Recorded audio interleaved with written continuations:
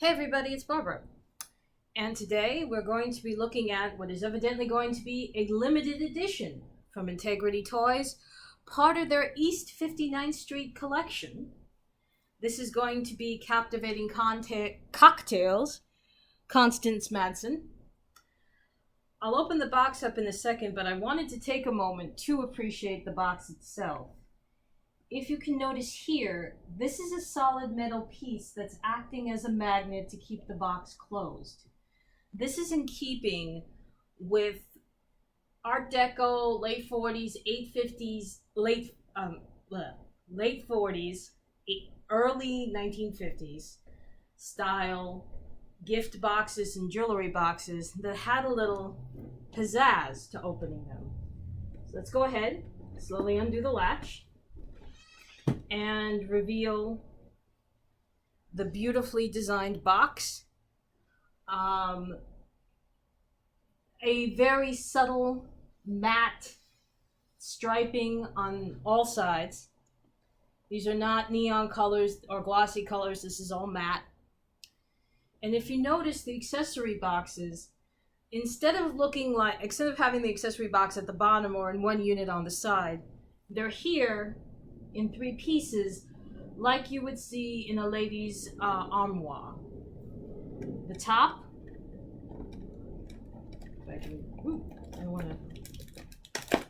the top appears to be the pieces of the stand and the fur that comes with the outfit, which I'll put her in a couple minutes. Speaking of fur, you're about to see Delilah again. In the smaller box, you will probably find, the cocktails that are captivating. So I guess you could almost say this middle one is like the fridge for her. And finally, at the bottom should be the rest of the rest of the accessories. Her jewelry, the extra set of hands, and the menu that you've seen her posed with in previous stock photos of her. So I'm going to go ahead, kill my cat. No, I'm not killing the cat, I'm kidding. I'm going to go ahead and debox her and dress her, and we're going to talk about this lovely ensemble and the lovely doll, and maybe even tackle where the new East 59th Street collection is going to fit in terms of Victory Rue and Poppy Parker shooting forward, and then forward again, maybe even to the industry. I wanted to very quickly show you another difference with this collection. The actual box, the inner box where everything is kept, is a much harder plastic than I've seen. Usually this comes along with action figures, but this is a little bit tighter plastic, and I think that's to support, well, she came with a whole lot of accessories, but I also think, again, it's to set apart that we're talking about a different time period. We're not talking about the later 50s, the early 60s, obviously now into the 2000s, where things were a little bit more disposable. We're talking about the 1930s, 1940s, 1950s, the very, to the late 50s, when things were made to survive. So they're going to be made of a stronger material. But enough about that. Here is Constance.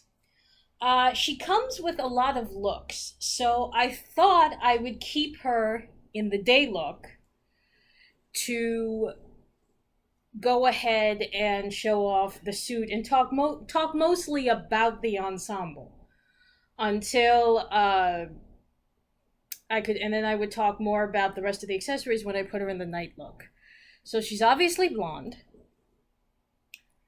Her palette on her face is matte. There's nothing glossy.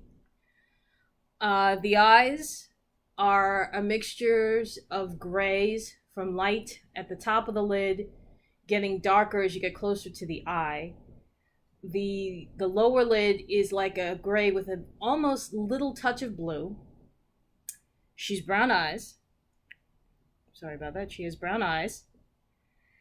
And her lip is not completely glossy, but it does have a little bit of a day shine to it. It's a pink that will match the scarf that is very nicely tucked into her suit. The suit has a velveteen trim to it, or velveteen is worked into the pattern. This is, if you can see, it's two-toned. The light, it's strange to say the light or darker color, but if you're on the dark end of the spectrum, two steps before the velveteen is a navy to midnight blue. I'm gonna go with midnight blue. And then the black is the velveteen. The jacket has pockets that do not flip up, but they're present. And it closes with hook and eye. The skirt is the same material, the traditional pencil length that was appropriate for the late 40s, early 50s when this storyline is set. If you notice her hands, I originally had them set on her hip, but I'll push them up this way. She's wearing gloved pink hands, which again match the scarf and her lips. So of course then, in keeping with all good manners, the shoes are also going to be pink, and they will have an etching of blue on them to match the suit. And the heel itself will be blue. And if you notice, the glove stitching is also navy. I'm just going to take a minute right here and go back up and hold the 3/4 shot. This story, East 59th Street, takes place after Victory Rue, which was another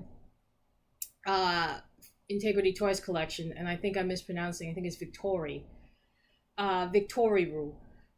She was a French model. Just after the war, she was part of the Theatre La Mode movement to bring high quality fashion back into the world after the war.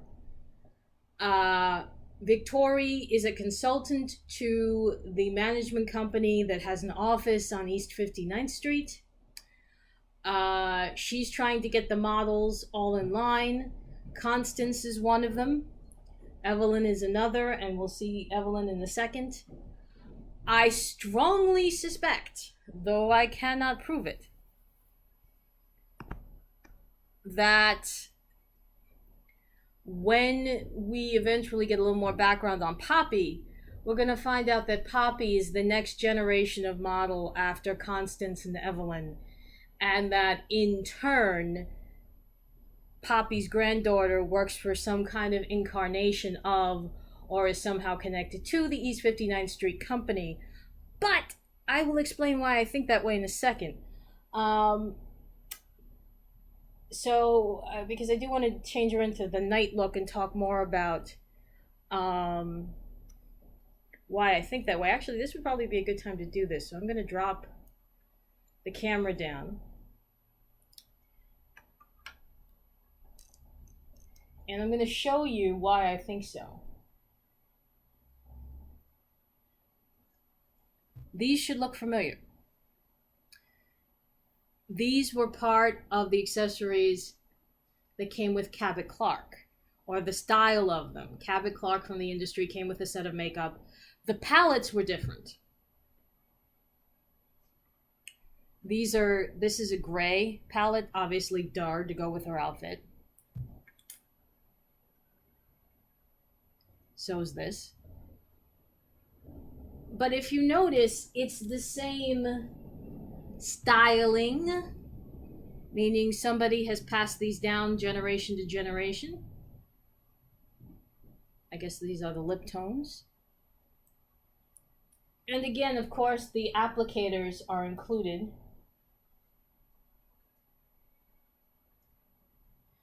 Again, not real hair at the top. I don't think they're crazy enough to do that. But yeah, these are the applicators. And again, I think, especially in Cabot Clark's case, it's going to come out. He's somehow connected to the East 59th Street collection.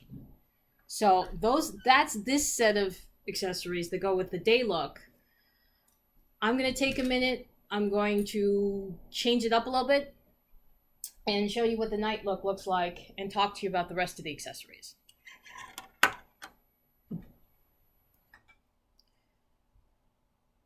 Okay, obviously she's not going to change up her makeup for a day to night look, but I thought this would be, this goes to show you how transitional certain outfits were and can still be. She switched up for a little hat side piece, and the name of it just went out of my head. You can see that Princess Catherine and Princess Eugenia in England are bringing them back. If I can remember what it is, I will put the name in the description below. She added a string of pearls with a nice 3 pearl, larger pearl detail. I gloved one hand. It's opera length gloves. I gloved one hand because the other one I wanted you to see what the hand looked like, since it was also going to cover the fur that comes with it, which has a nice bow detail on the side. So as you can see, it was not so much a suit as it was a dress suit ensemble. She had the sheath on underneath that is exactly the same material as the jacket. She's just taken it off. And she's also changed up the shoes. The shoes are now open toe high heels with the same height of the heel. And it's a solid one-tone color. I'm going to keep turning. I'm just going to show you the back. The dress closes with hook and eye.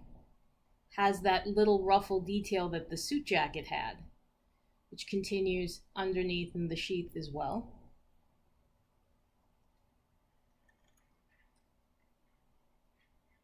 Slightly cut back.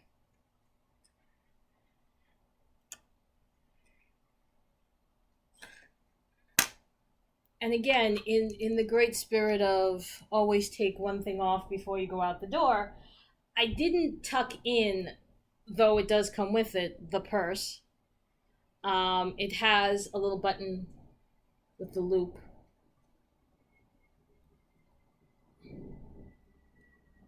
And you open it, and you could put tissue in it. That's about it.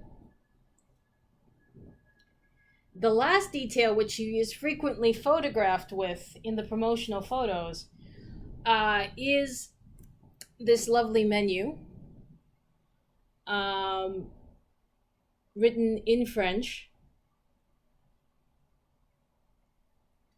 One side is, if you're going to do the chef's choice, the other side is a la carte.